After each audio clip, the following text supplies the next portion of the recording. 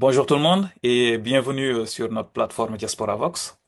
Aujourd'hui, dans notre capsule de e-learning, nous allons aborder un sujet fondamental, étant quelles sont les réflexions nécessaires à avoir avant d'entamer les démarches d'immigration pour venir étudier au Canada.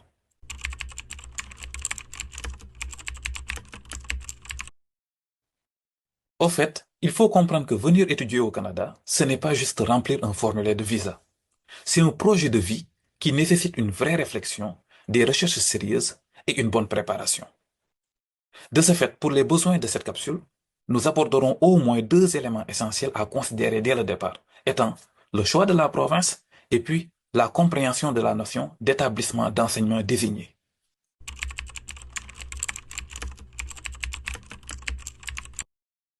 Tout d'abord, il faut comprendre que le Canada comporte 13 provinces et territoires y compris.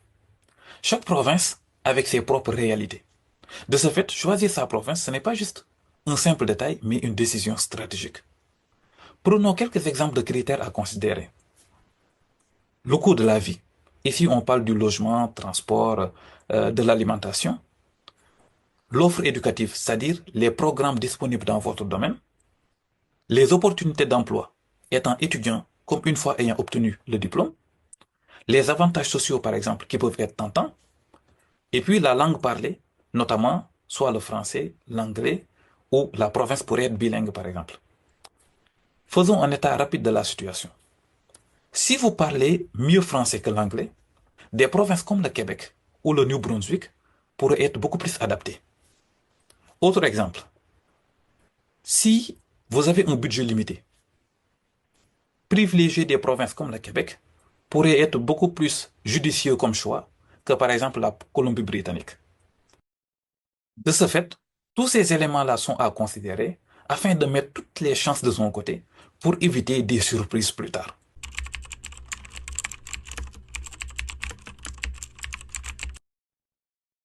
Un établissement d'enseignement désigné, en fait, c'est une école, une université, un collège reconnu par le gouvernement canadien pour accueillir des étudiants internationaux.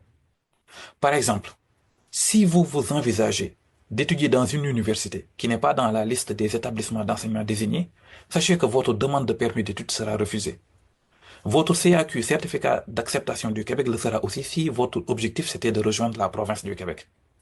Donc ça, ce sont des éléments importants à prendre en considération lors du choix de l'établissement.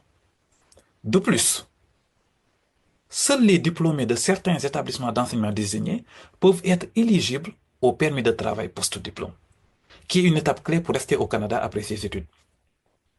Ce qu'il faut comprendre ici, c'est que c'est pas parce que vous avez terminé vos études sur le sol canadien, dans un établissement étant désigné, que vous aurez la possibilité de pouvoir faire la demande d'un permis de travail post-diplôme.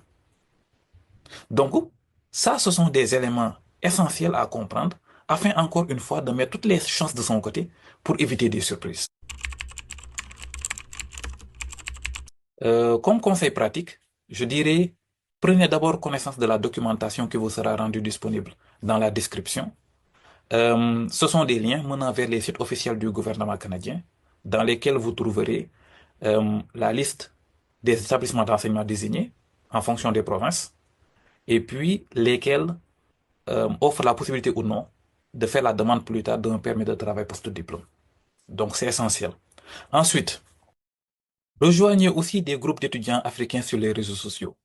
Généralement, ils y partagent des expériences réelles, vécues sur le terrain, les bonnes comme les mauvaises. Donc, ça vous donnera un aperçu de la situation.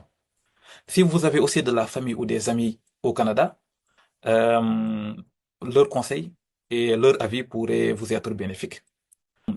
Ensuite, il y a certaines personnes qui décident de passer par des agences. Comme vous le savez sûrement, dans nos différents pays respectifs en Afrique, il y a pas mal d'agences que l'on voit qui sont peu sérieuses, mais aussi frauduleuses, carrément. Donc, faudra bien s'assurer de vérifier leur légitimité avant de leur donner votre argent. Donc, faudra aussi, disons, faire des comparaisons d'informations Les informations que les agences vous fourniront, il faudra aussi les comparer avec, par exemple, des choses qui ont été discutées aujourd'hui, telles que, par exemple, les établissements d'enseignement désignés, pour s'assurer que vous n'aurez pas de difficultés ultérieurement. Comme mot de la fin, je dirais que étudier au Canada, c'est une belle aventure. Cependant, il faudra la préparer de manière rigoureuse. Se lancer dans un projet d'études à l'étranger nécessite davantage un développement de soi, c'est-à-dire apprendre à se protéger, apprendre à vérifier, mais aussi apprendre à ne pas tout déléguer. Faudra retenir ceci. Le rêve est possible, mais la vigilance est obligatoire.